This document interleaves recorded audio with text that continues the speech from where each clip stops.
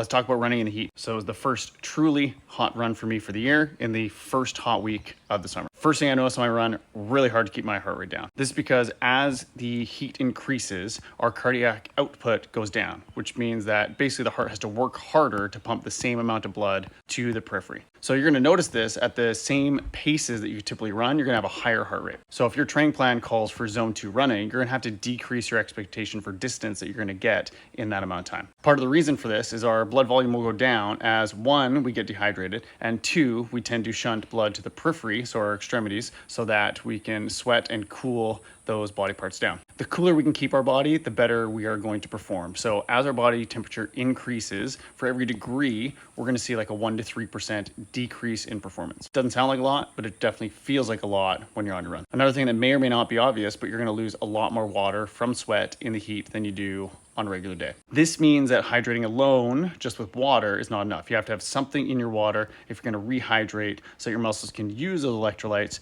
to continue to 1, function, and 2, cool you down. And then another thing you always wanna be conscious of is just sun exposure. If you have light skin like me, and you are traditionally living in northern temperatures, be really conscious of your exposure to the sun.